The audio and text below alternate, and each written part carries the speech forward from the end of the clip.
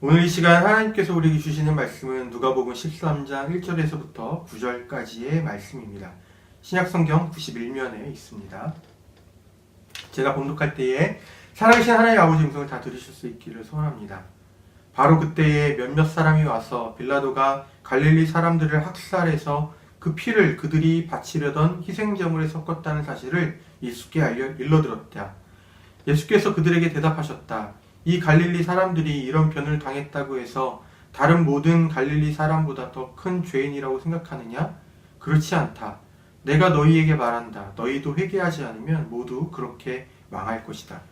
또 실로암에 있는 탑이 무너져서 치여 죽은 18사람은 예루살렘에 사는 다른 모든 사람보다 더 많이 죄를 지은 사람이라고 생각하느냐?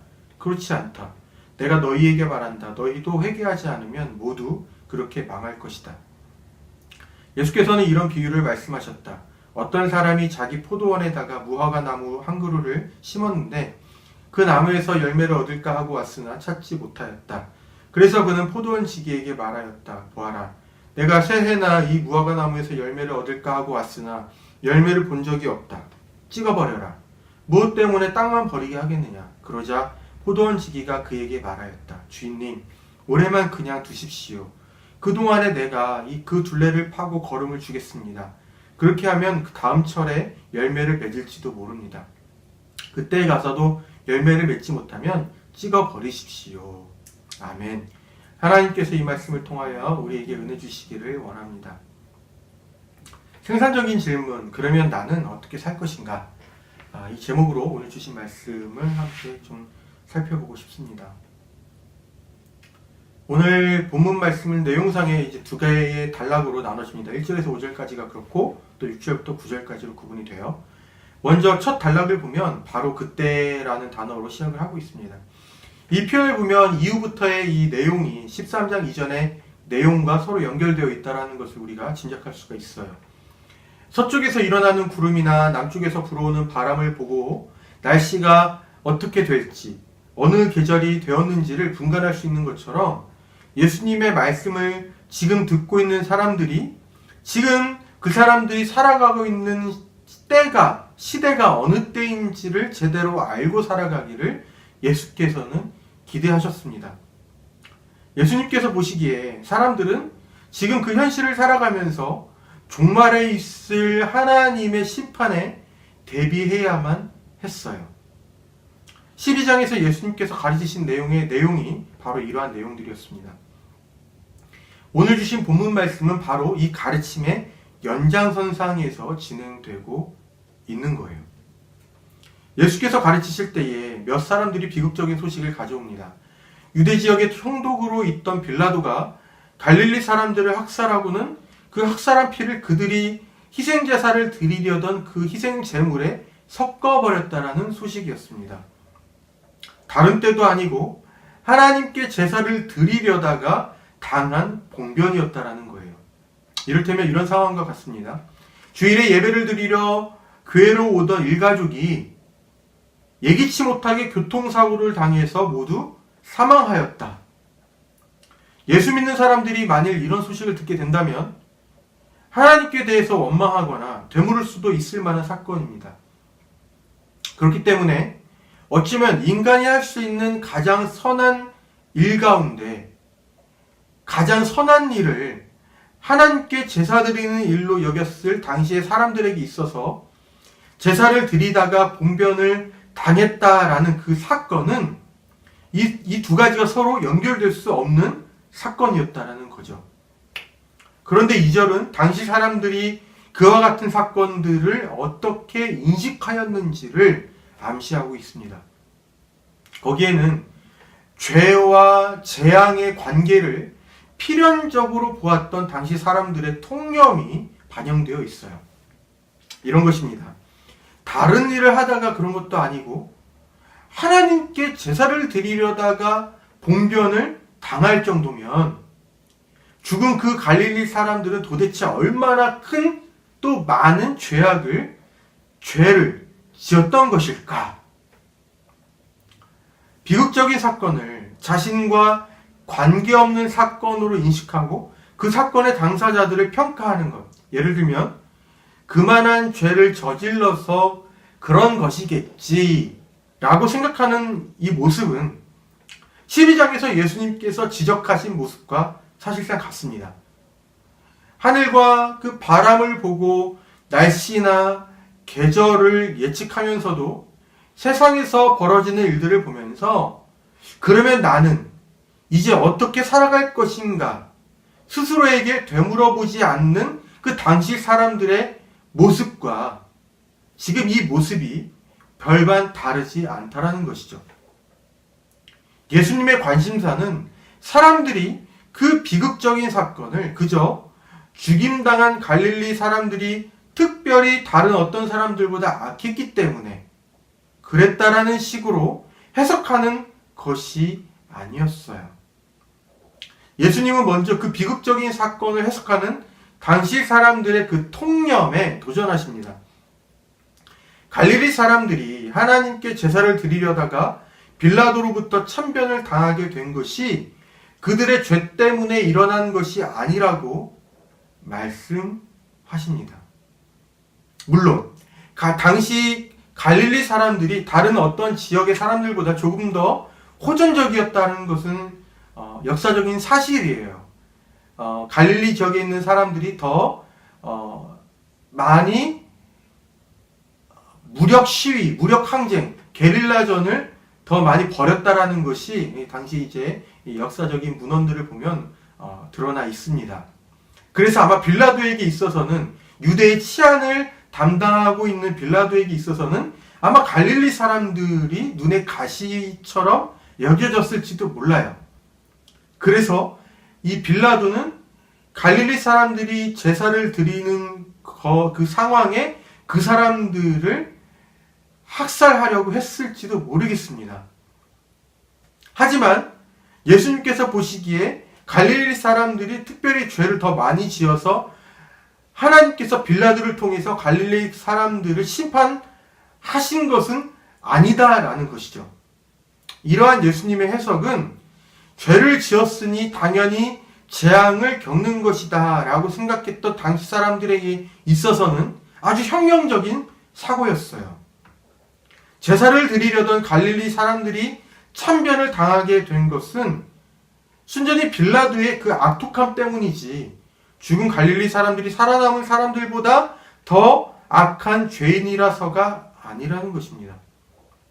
예수님의 이러한 해석은 예루살렘의 실로암 탑이 무너져서 그 돌에 치여서 죽은 몇 사람들이 죽은 사건을 언급하실 때에도 마찬가지로 드러납니다. 자연적으로 일어난 일이었습니다. 그 자연적인 사고 때문에 죽은 사람들이 다른 살아있는 사람들보다 특히 더 죄인이라서 그러한 일을 겪은 것이 아니라는 것이죠. 인류사에서 발생했던 크고 작은 재난들을 그 재난으로 인해서 생명을 잃은 사람들의 그 죄에 대한 하나님의 심판으로 인식하는 사람들이 지금도 적지 않습니다. 만일 저들의 생각이 옳다고 한다면 많은 죄를 지은 사람들이 오히려 의롭게 사는 사람들보다 더 형통하게 사는 일 또한 없어야 하는 것이죠. 하지만 우리가 세상에서 보고 또 경험하는 사건들은 그렇지 않다라는 것을 우리에게 확인시켜 줍니다. 어떠한 독립운동가의 후손들은 단칸 새방에서 지금도 힘겹게 살아가는데 친일파 후손들은 대단한 부귀영화를 누리면서 살아간다는 소식들을 우리는 심심치 않게 접하고 있습니다. 더군다나 구약의 욥기서에서도 의로운 사람들이 겪게 되는 고난이, 재난이 있다라는 것을 우리에게 확인시켜 주지요. 예수께서는 죄와 재앙을 필연적으로 인식하던 당시 사람들의 이 통념에 도전하십니다. 그렇지만 예수님의 관심은 거기에 있는 것이 아니었어요.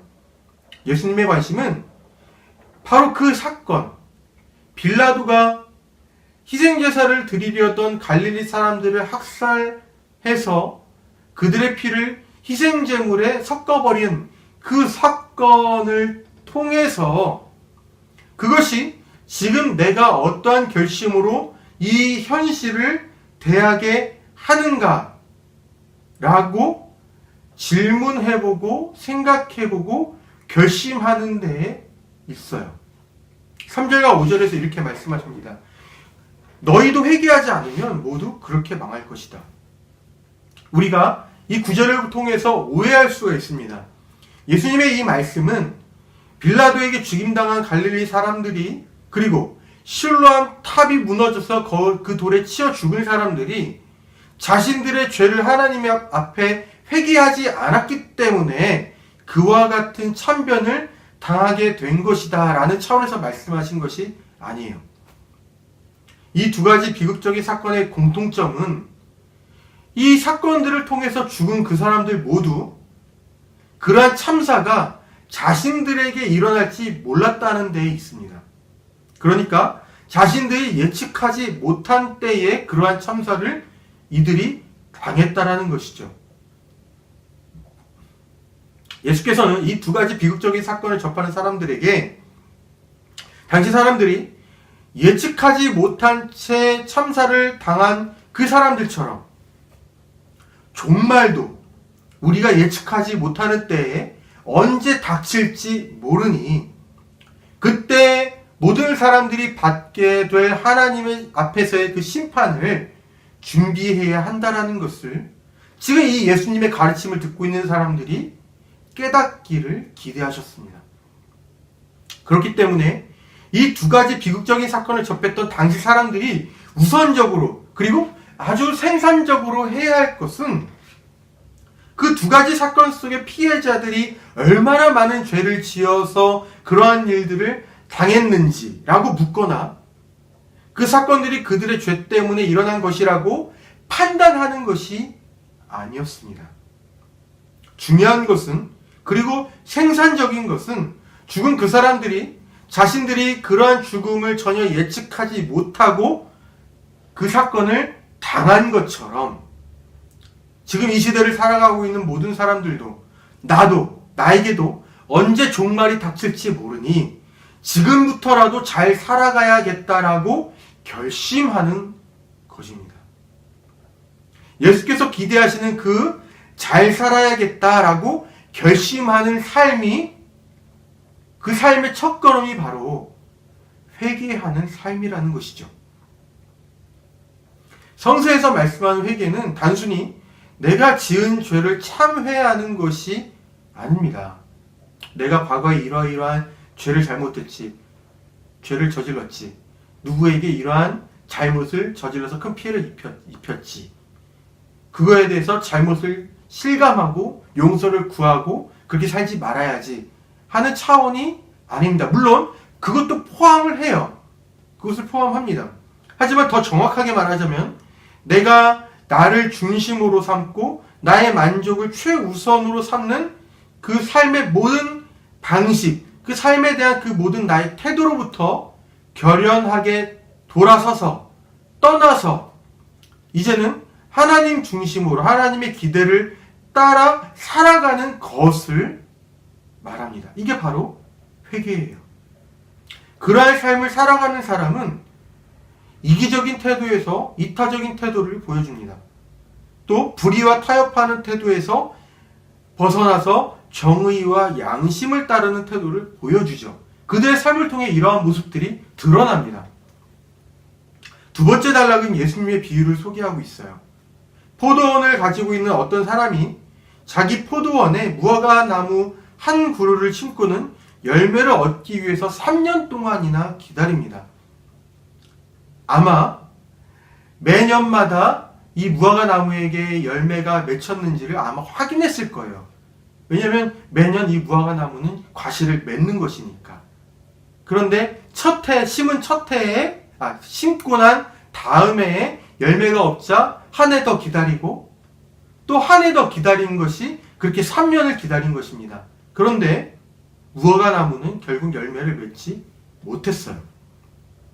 그러니 주인 입장에서는 3년을 기다렸는데 이 무화과 나무가 열매를 맺지 못했으니 더 이상 포도원에 이 무화과 나무를 남겨둘 필요가 없었습니다. 괜히 땅만 낭비하는 셈인 것이죠. 그래서 이 무화과 나무를 뽑아 버리고자 했어요. 하지만 포도원 지기가 이렇게 간청합니다.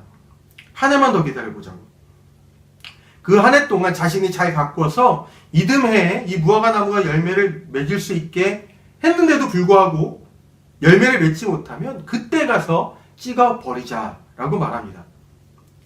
이 비유는 사람들에게서 회개한 사람의 모습을 보고 싶어 하시는 하나님의 마음을 보여주고 있어요.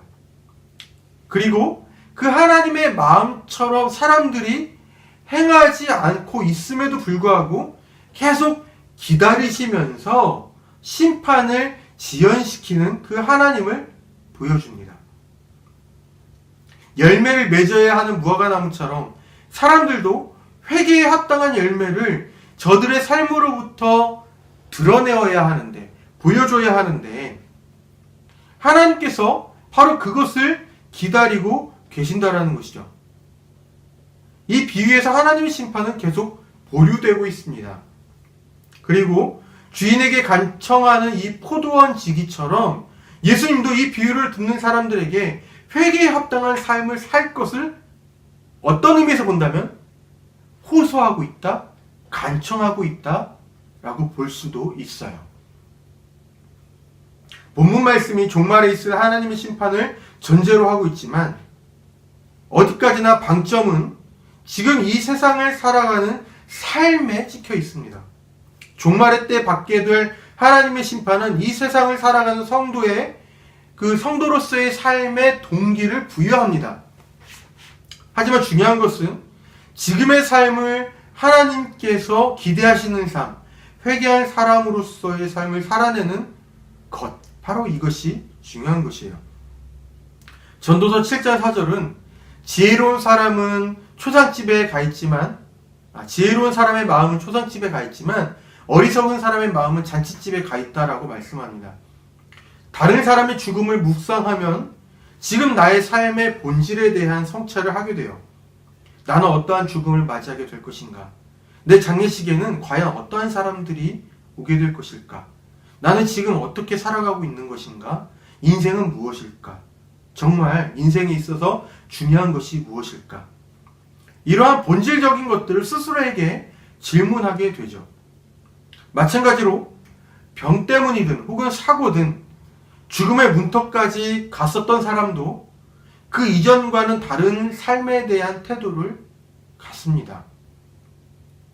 언제 다가올지 모르는 죽음의 순간들을 생각해 보면 바로 그것은 지금의 삶을 대하는 나의 태도에, 나의 생각에 영향을 주어요.